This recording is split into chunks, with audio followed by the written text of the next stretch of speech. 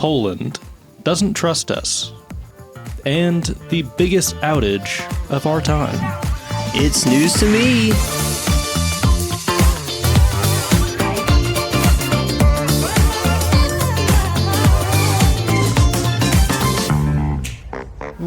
Welcome to It's News to Me, where the it is IT and the me is whoever it needs to be. I'm Noah Parker. I'm Michael Trotter-Lawson. And I'm Tyler Rasnick. All right, so... Man, jumping straight in. Wait, hang on. I got to say that thing I always say. We're back. Just like you thought we wouldn't be. Oh, gosh. A lot has happened since we last recorded. Not because it's been an abnormally long time since we recorded. It's just been an absurdly busy couple news weeks. Obviously, most of that is American political news, which we are not going to get into. In any case, I want to try and keep things light, try and keep things positive. And I feel like we need more and more of that today.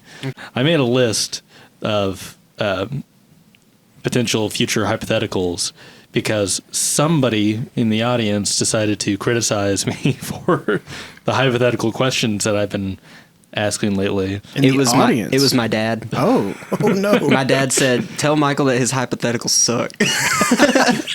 Pretty much, yeah. So, shout out to my dad. Yeah. And I don't think this is a particularly good hypothetical question, but I think it's something that's good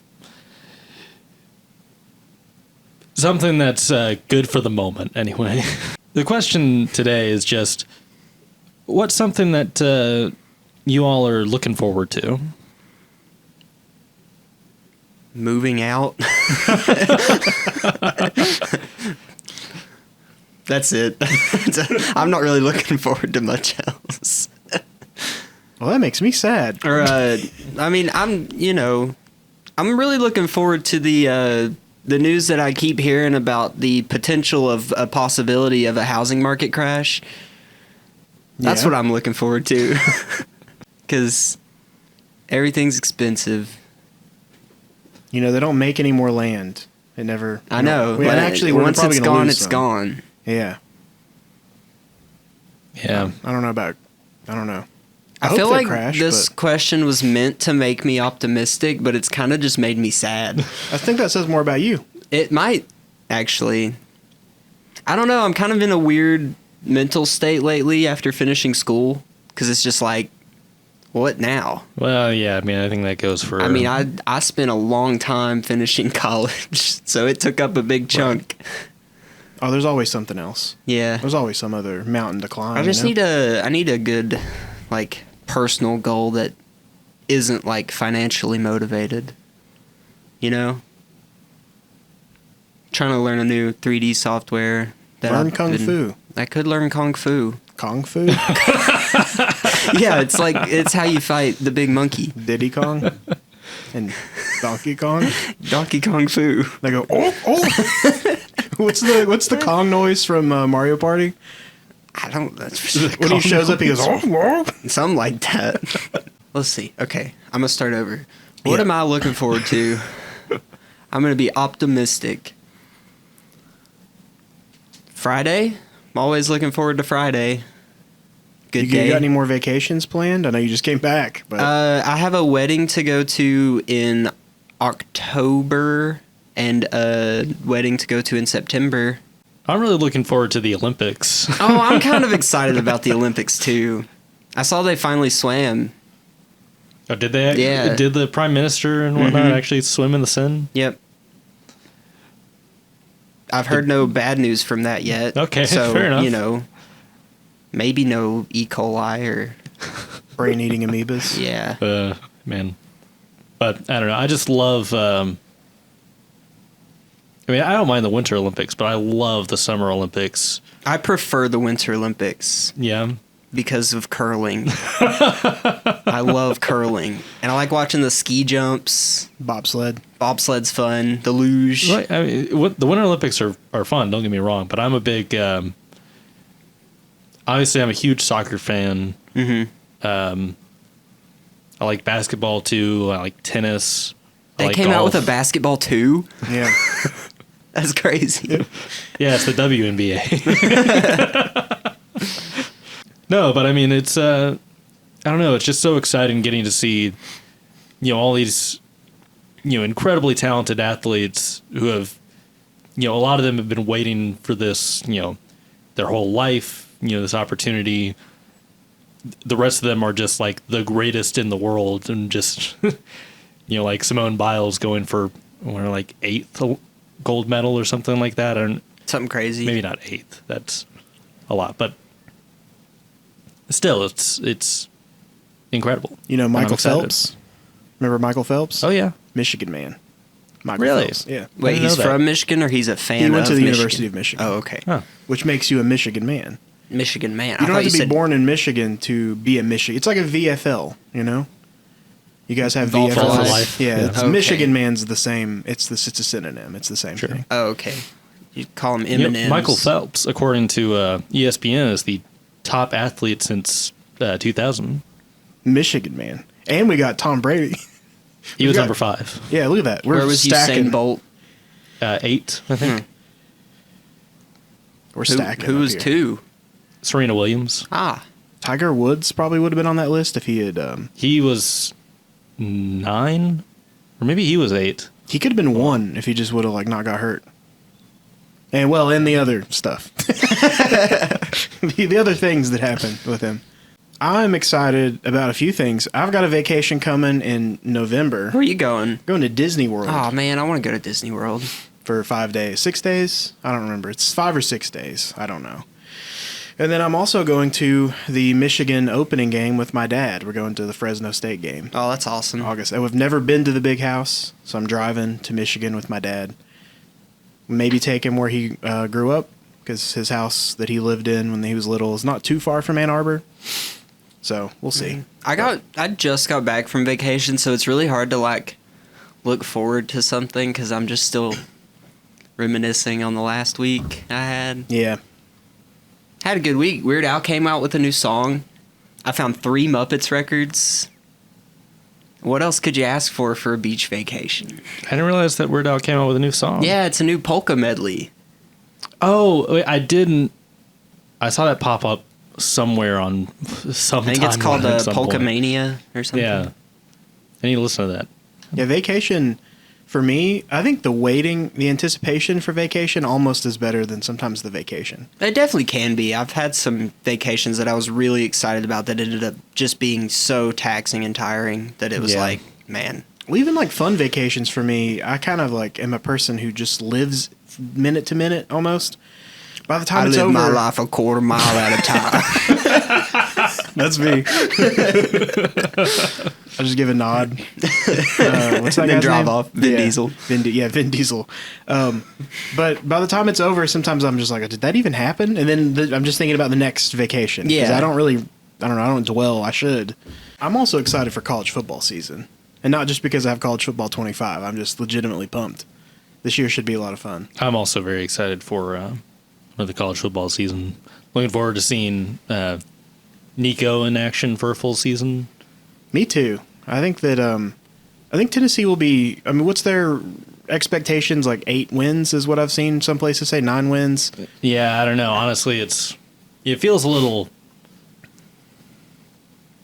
I don't know. I'm biased. I'm obviously biased. It feels low, most of what I've seen. A lot of people don't even have them in preseason top 25. So I'm. Well, I mean, Michigan's similar to me because we're at 8 or 9 wins is kind of where we're projected. We have a really tough schedule that we normally don't have, but this year is really tough. And we lost a bunch of people, but we still have probably Including your coach, obviously. Yeah, but that's not as big a deal because the guy Sharon Moore, who's now the coach, he coached half the season last year anyway, won the big games for us that we needed to win. So I'm not that concerned about that. But we still have the defense coming back. I mean, we still have the best corner in the nation, probably the best defensive tackle in the nation, and then a top 5 defensive tackle on the other side. So Who's your quarterback this year? it's probably going to be Alex Orji, who is, if you've never seen him or haven't heard him, he's 6'4", 240. He's He's basically Jalen Milroe. He actually played Jalen Milroe on the scout team, so he's very athletic. He runs like a 4.4 40. He has like not a Joe Milton arm, but he can throw the ball for sure. He's not really a quarterback. So we'll see how that goes. But Michigan is a running team. We don't really throw the ball, so this could be better for us. We'll see. Yeah. You excited for Deadpool 3? That comes out this week. Yeah, I mean, I'm excited for it. I'm not like I don't think that's a big momentous occasion I'm looking forward to necessarily. I'm probably more excited about Beetlejuice. Just I forgot about that. I've had anticipation for that movie for much longer. And honestly, I didn't realize that the new Deadpool movie came out until like yesterday. Fair enough. Which whatever yesterday was in relation to now won't be yesterday when you're listening to this. Probably be a couple days ago. I'm looking forward to not the reason, but the time I finally get to use a fire extinguisher, just because I think that seems fun. What? You guys ever sprayed a fire extinguisher? Yeah. No. I haven't, but I think it sounds fun. It's not that fun. Have you ever sprayed like wasps or anything like that? Yeah. It's just to say it's just I bigger. love that. Get some hot shot. I'll empty that can in 5 minutes on one wasp. It's just that, but a little bigger. Cool. That sounds awesome. I'm also... Wait, do you anticipate needing to use a fire extinguisher? No. He's just ready. I said I'm looking forward to the day when I need to. Okay. Not because I'm going to be excited about a fire. Like, hopefully it's not a real problematic fire. Maybe it's just like a, test. It's just like a test. a toaster. Toast test. That gone wrong. I feel like most situations where you need to break out the fire extinguisher, it's like the fire's already gotten to a point where it's bad. Well, yeah, but maybe I'm just putting out like a campfire with a fire extinguisher for no reason. Yeah, I feel like you should do a dry run. Yeah. Go set you up a campfire. That way you get the... I've got a nice fire pit at home prepared. that I built, so I could just do it in there. Just go out there and use your fire extinguisher. I don't have a fire extinguisher. Oh, you got to have a fire extinguisher. I need one at home, actually. I don't think I have one there. I had a grill fire that almost took my house out, and I didn't have a fire extinguisher. And we had to use salt, because you can apparently just pour boatloads of salt on a fire, and it'll extinguish it as well. But we probably got more salt than fire extinguishers at home. we have a fire extinguisher now. So That's smart. The thing is, I rent. Shouldn't it be like my apartment's responsibility? It should be, yeah. Provide you can me a fire invoice them. extinguisher. Get a discount on your rent. I mean, you could probably get all your stuff out of there before a fire could take it over. I got a lot of stuff. No. I feel like my apartment would burn down before I could get my desk out of my door. Well, I mean, I think your desk will be fine. It's like solid marble. It'll probably be the only thing left bottom standing. part's wood. We can rebuild the bottom part. You just need to keep the slab. No, that thing, if the legs burn and it falls on the ground, that marble slab's going to crack. Nah, because they'll burn perfectly even, and then it'll just slowly lower to the ground. Yeah. It's like that guy that... Like a controlled demolition. It's like that guy that melts to death in Volcano. You ever seen that movie? Oh, I remember I've that seen the movie. Terminator do that. I've never watched that movie, though, but I know it. It was one of those movies that was just like... It's such like a strangely ingrained memory for me, where I was at my aunt's house, who... It's probably the only time I've been at this aunt's house. And I don't know, she was just she left me alone. This was ages ago. I was 7 years old, so I didn't have a smartphone or something like that. Just Volcano. I remember the Volcano was on the TV, and I had and there was a Newton's cradle. And this was how I was occupying my time.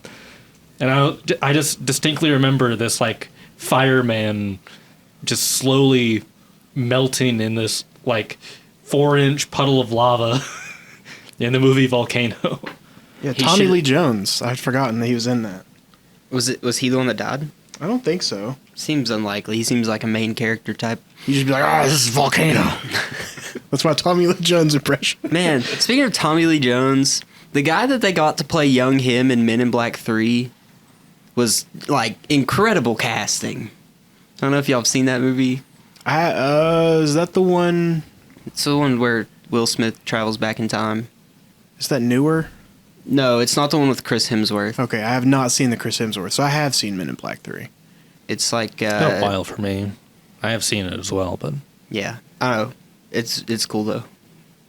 Even if the movie itself isn't the best, I don't know how it's reviewed by the world. I don't think any of them were reviewed well besides the first one. yeah, not really. No, I like those movies though.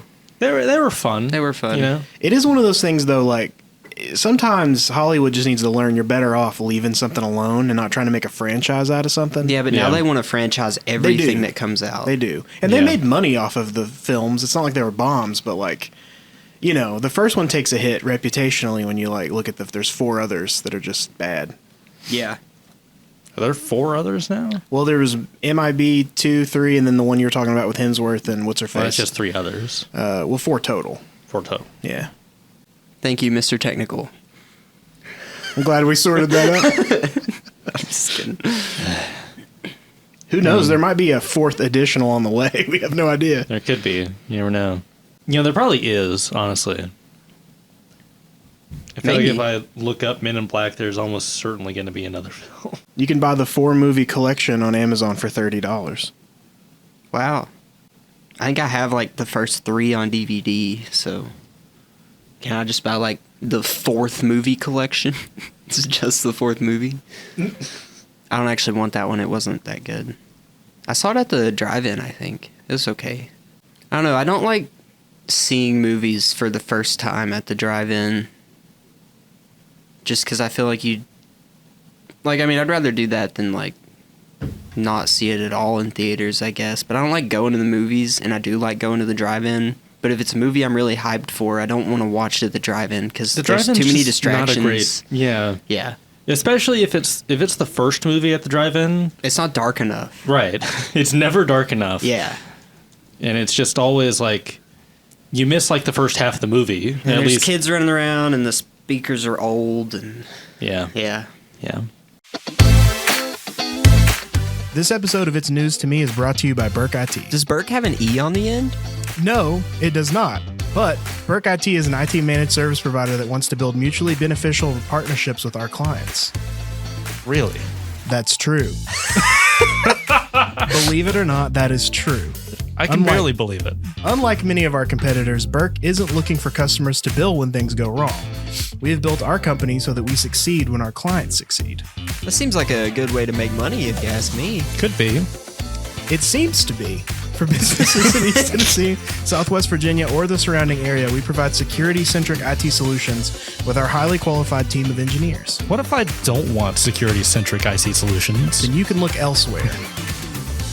But if you do, Burk IT is the place to be.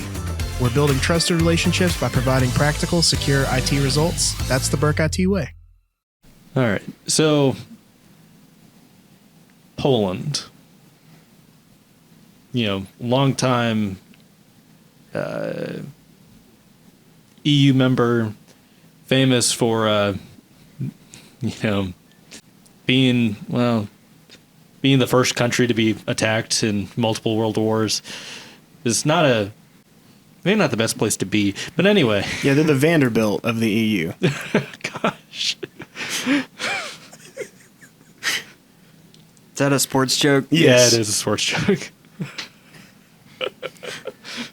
I mean, these are the same people that had a cavalry charge against Tiger tanks. So, that's literally Vanderbilt against Alabama. Hey, brave stuff, though. It was very heroic. Yeah. Yeah. R.I.P. God. We're going to get canceled by the Polish after this. No. They don't have internet. If we don't capitalize it, they'll think we're just talking about polish.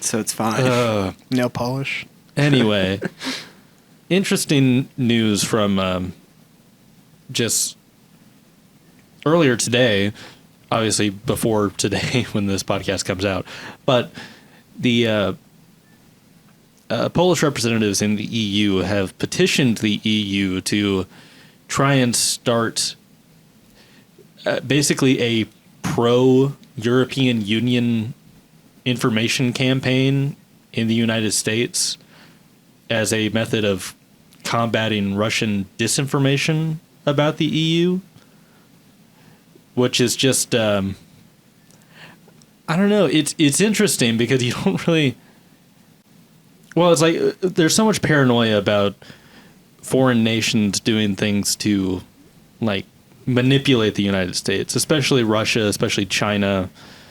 This is kind of the first time I can recall hearing a foreign nation like openly petition to influence Americans, but in like a not like in a public, not sinister way, I guess. I think it's kind of cool, right? Yeah. It seems like a good thing. Well, you know, I would say so.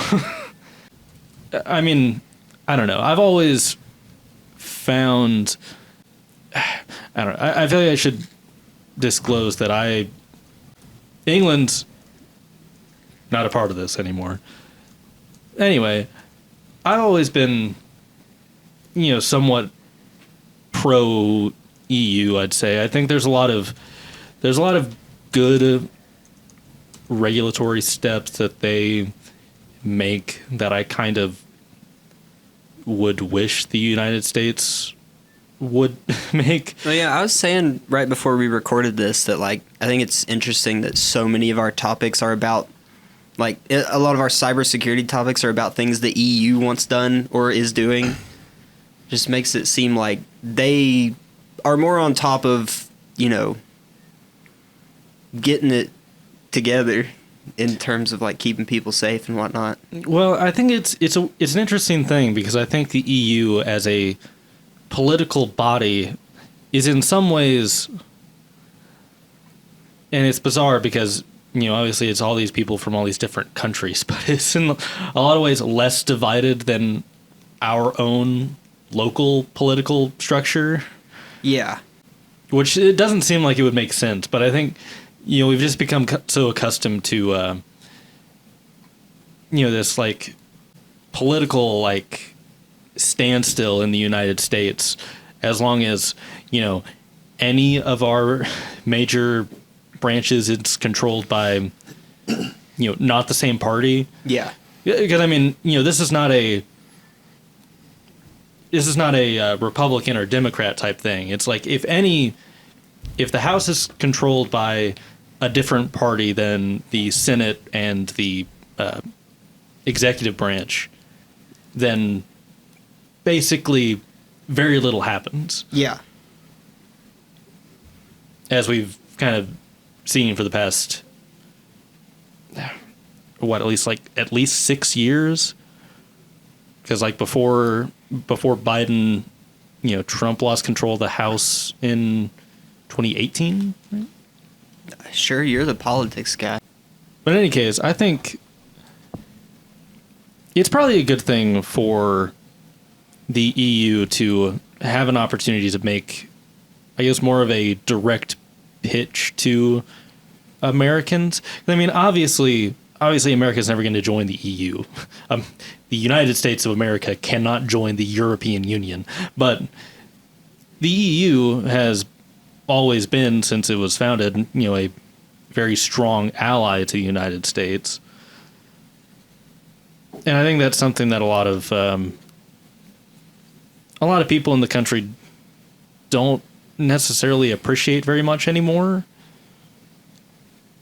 So, you know, I think, I don't know, I certainly see why Poland would think it's necessary. And are they gonna do it, or is it just like Poland in talks? has just requested that the EU do this. You know, this news is just coming out like earlier today. Like this is very recent news. So as far as what the EU is actually going to do remains to be seen. They'll probably just be like, You can't do that, and then we'll continue to do that. Well, I mean, it's not like they're petitioning the United States government to do anything. This is like an information campaign for U.S. citizens. It's just They're trying to like basically advertise themselves in a positive way to combat like Russian influences telling United States Americans telling Americans that the EU is bad. To super overgeneralize. But I mean, obviously Russia has a very vested interest in driving a wedge between the United States and the European Union. This is just going to be like the European Got Milk campaign. Exactly. What happened last Friday with CrowdStrike did kind of feel like a mini version of what everyone was afraid would happen on like Y2K. Yeah. Yeah, 100%. It just stuff all over the world just suddenly blue screening. I mean, and nukes whatnot. didn't launch out of silos randomly places. But yeah, I mean, it was pretty much on par otherwise. Man, that would have sucked. Yeah, that would have been fun. I would not have looked forward to that. You were on vacation, too. I know. I mean, honestly, if I'm going to get nuked, I'd want it to be while I'm on vacation. At least you get a suntan. Yeah. Of some description. Oh, yeah. The world's heaviest suntan. But I mean, Tyler, I feel like you're a bit better informed on this. You want to talk about what exactly he just goes, "Yep, happened I am." No, I mean, I am. I know about it. I mean, basically, CrowdStrike pushed out an update to their Falcon product, Falcon sensor software.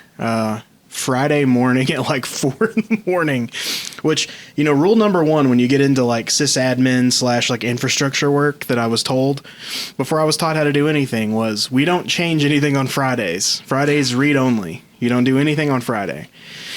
Well, not only did they change things, they changed a piece of code that was seemingly not tested, because if this was tested at all, this would have been found. I mean, even if they'd rolled it out to like 5% of the stack of people that used CrowdStrike, they would have avoided all of this. Right. So anyway, they pushed this out. They YOLO. We'll send it to production. Around that same time, Microsoft Azure had an outage as well, unrelated seemingly, but I don't know the details about that.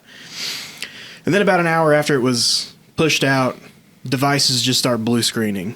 And seemingly the only way to fix these devices are to physically, unless you have ILO or remote management access, which means you can get to the BIOS remotely, you have to go physically to the device, reboot into safe mode, delete a file, reboot.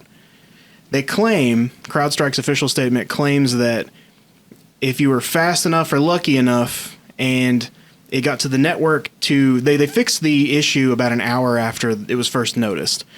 But most of the servers and devices that were online already got the update. They've already blue screened and they are unrecoverable. Right.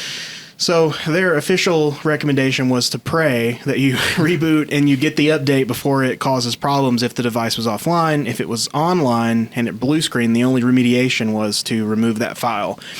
And you had to get access to the box. So for virtual machines, that's not that big a deal. You can do that pretty easily, even if you just attach the data store, remove the file, and remount the image. But for like PCs and like other things, especially like PCs that are in remote locations that you can't walk users through, and you layer on the BitLocker side of this, where you have to have the BitLocker key, and a lot of companies now have, I guess, discovered that they did not manage their keys appropriately and they couldn't get into these boxes. So you add all that stuff up together, and it's just a huge nightmare. And right. CrowdStrike is, I think it's 40% of Fortune 500 companies use CrowdStrike in some way. It was a stat that I thought that I saw. Well, so back up for like just a moment, and like for anyone who would have no idea, what is CrowdStrike? What do they do? It's basically an all-in-one like XDR, MDR platform. It's like a threat detection cybersecurity platform. There's different modules and pieces to it, but it's it's a great tool. It works great. There's a reason it's very expensive per endpoint. So a lot of companies, like I said, in Fortune 500, larger companies deploy it, use it. Microsoft obviously ran it as well. So very popular, very well trusted at the time. Yeah. up until this. Yeah. I did read, I think it was a year ago, their CEO, they laid off some of their QA testers. And they've been cutting back and scaling back some of their departments. For what reason, I don't know. I'm not sure. But it seems like that could have potentially bit them in the butt here.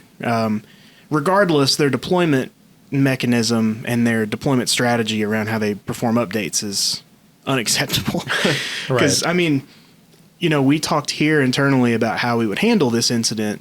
But, even us, when we push out updates, we try to do it, with a test group first. We test 10 devices, each site. First week updates are available. That way, if Microsoft, which they killed off their QA team 5 years ago, we are the QA team now. So we've got to make sure that we account for that. And they did not. So do you think that since this happened, it'll lead a lot of companies, whether they're tech companies or not, to have a better plan for something like this to happen? I've read about a lot of other companies, which I'm not going to name names on the podcast, but a lot of other cybersecurity companies came out after this incident and explained what their process is, and it is different. That's why it's so kind of surprising or mind-boggling that the industry-leading cybersecurity platform didn't have that sort of taken care of. They didn't really have any thought around that. Right. Man, it's kind of wild. Yeah, I was on vacation, and my dad texted me at 5 o'clock that morning, and he was like, "You go on vacation for 1 week, and the whole world falls apart." And I was like, "Sorry, Dad, I don't even do those things. I don't even know what this is." Yeah, and it's worth saying that we were, I guess, Burk IT was fortunate enough to, we use a different MDR XDR product service here for us and our clients. So as far as the way we were affected, it was fairly minimal. Only very tangentially through what I think some companies that we'd had some business with reached out to us for some help, but I think it was pretty minor for us, right? Yeah, anybody that worked with us and had our tools were not affected. So if anyone reached out, I had some people reach out just for clarification because this was reported initially too as a Microsoft issue. So a lot of people just assumed that they could be affected. They didn't really understand the logistics of it. So I've had a few of those people, but yeah, none of our clients were affected. But the scary thing is when you find out how this happened, and it's not even really a CrowdStrike issue necessarily. It is because they didn't test it. So obviously you want to test, but it's just something so minor can cause, breakdown for everyone. It's something to think about for all tools, not just CrowdStrike. Well, especially because these high level cybersecurity tools, they require high level, access to do their job. Right. And it's that high level access that, makes them, potentially vulnerable to, causing issues like this. I know that we are obviously we're in internal discussions about, how we can mitigate, potential, disasters like this if it ever were to happen to the products that we use. Right. But I don't think we're at a point where we can where we can or should publicly discuss specifics there. No, but it's scary. Just like I said, that's I don't necessarily even trust Microsoft. Obviously, don't trust Microsoft. Sure. But you don't really have many options for a lot of these tools. So right. It's just scary that that's sort of where we're at. There's really no oversight. There's really not a lot of there should be some kind of like audit, honestly, for cybersecurity tools in that sector. You're talking about the EU earlier. Yeah. So that's one of those things that you have to trust. You have to vet whatever tool that you're going to be working with, but you can only do that to a certain extent. You know, I'm not allowed to peel back the curtain and see exactly how the meat's made at Crowdstrike. Yeah. But if we'd known this, or people knew that that's how they handled rollouts in general, that would have been a huge red flag. Right. But yeah, I don't know. I think, you know, obviously we're a little too soon into like the aftermath of this to see what the response is going to be for, you know, to your point, any regulatory industries. You have to imagine that there's going to be, well, there's already been some pretty major consequences for CrowdStrike in terms of there's going to be stock fines. Price. There's going to be fines, I'm sure. Any time that travel, like air travel, is affected to the amount, to the degree that it was, which I think I read something that it was the first time this many flights have been grounded since 9/11. So it's a huge deal. That's crazy. There will be some penalty they'll have to pay for that if you can be proven, I guess, that they were at fault, which pretty easily proven, honestly. But yeah, I'd hate to have been that guy. Gosh, yeah. But I mean, he was like, "Yeah, that's good." Well, the sad thing is, it was probably a team of guys. Yeah, a big team of guys. They were all just like, "Yeah, sounds good." We're shaking heads, shaking hands. Sounds good. I mean, you know, it'll be interesting to see what CrowdStrike does to try and respond to this, if they can even recover from this, because like I can't imagine, because like, you know, CrowdStrike was kind of quietly one of the, you know, best and most well trusted, you know, providers of this type of technology in the world before this happened. Right. And now they are not so quietly the most infamous provider of this technology in the world right now. I think we've had similar conversations like this with other things that have happened, or like people who have gotten hacked. And you got to wonder if there's any sort of merit to sticking with them because you've seen them make a mistake and know that that's potentially going to lead to better practices moving forward. Yeah. I think part of the difference here is that, you know, with things like Dell or AT&T and those other companies having like data breaches, obviously those are bad. Those are big deal issues that shouldn't happen. But I think it's different when it's an actual like cybersecurity company that makes that mistake. I mean, that's fair. Because like, you know, when that happens, I think it's very hard to build trust, and it's almost impossible to rebuild trust. Yeah, I don't know. I'm not that I have any defense for CrowdStrike. Like I don't use them. I don't care. Right. But you know, it's like if I trip down the stairs, which I know this is not comparable. It's like apples to oranges. But I'm saying if I trip down the stairs, every time I go down the stairs for at least the next while, I'm going to be extra careful. Sure. So, you know, you got to wonder if it's something that they, you know, throw policies into place to keep something like this from happening again, or if it'll just be better in the short term and then, you know, they'll get more lax as time goes on. Yeah, but if my job were to watch the stairs and I got in trouble or something seriously bad happened, if I watched someone fall down the stairs and then I watched you fall down the stairs, well, yeah, it wouldn't matter how many times you go up and down the stairs. I don't want you going up and down the stairs anymore. I probably wouldn't trust choose you someone to else watch to me go on up and the down the stairs stairs anymore. But if your job was just to sit there and watch the That's all I stairs gotta and do. not do anything, that's fine. You did Yeah, but if good. there's consequences for someone falling down the stairs and I witness you do it, I'm going to pick someone else to walk up and down the stairs. So you're saying I was Sure. only walking up and down the stairs because you told me to? No, you chose this life. Yeah, but you can't keep me from walking up and down the Yes, stairs. I can. I would I make look sure of it. forward to walking up and down the stairs every day. If I had consequences, if there were serious consequences or ramifications of you falling down the stairs, I'd make sure you didn't go up and down the stairs. ever again. Yeah, okay, I'd hang on. break your I'm, legs. I'm confused at our dynamic here. Are you supposed to were you originally supposed to keep me from falling down the stairs? No, I'm just here to watch to make sure that if someone falls down the stairs, I've got to report it. And if they do, I get in trouble. So you're Crowdstrike. No, you're Crowdstrike. I'm Crowdstrike. You're Crowdstrike. And who are you? You're the one with the analogy, pal. But I'm the company. who are you? I'm the company. What company? Any company that uses Crowdstrike. So, okay, hang on, let me get straight. I'm Crowdstrike, Yep. and I'm walking down the stairs. Your only job is to walk up and down the stairs and your without job, falling. Your job... I hired you to walk up and down the stairs. Yeah, but your job would not be to watch me walk up and down the stairs. It is. Your In job this- would be to do your job Someone and just hired assume you. that I can walk up and down the stairs on my own. Someone hired you to walk up and down the stairs. It's my job to report if you fall down the stairs. But if you do... Wait, so you're saying these companies are supposed to report when Crowdstrike screws up? No, I'm saying that Because you you messed said up. you were the company and I'm Crowdstrike and you were going to report me. No, I was hired by the company, and so were you.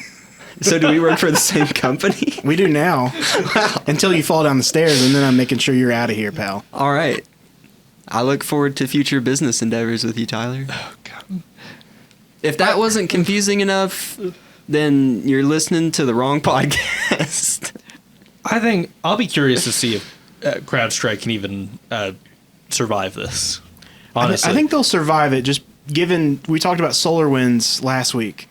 Not on the podcast, just here at the office. You know, there's something very similar, not to the same extent, but there was a large issue with SolarWinds that was compromised. They had to emergency patch it, but they didn't know how long it was affected. Is that another company? It is. Oh, okay. We're not talking about like... actual solar. Okay. SolarWinds. Cool. SolarWinds, the company. And they took a huge reputational hit. Obviously, basically for the next 2 years, I remember people that had SolarWinds wanted to remove SolarWinds. It didn't matter even if the product they used was not even the one affected. It's just when you take a hit like this reputationally, it does, for the next few years, they'll probably suffer.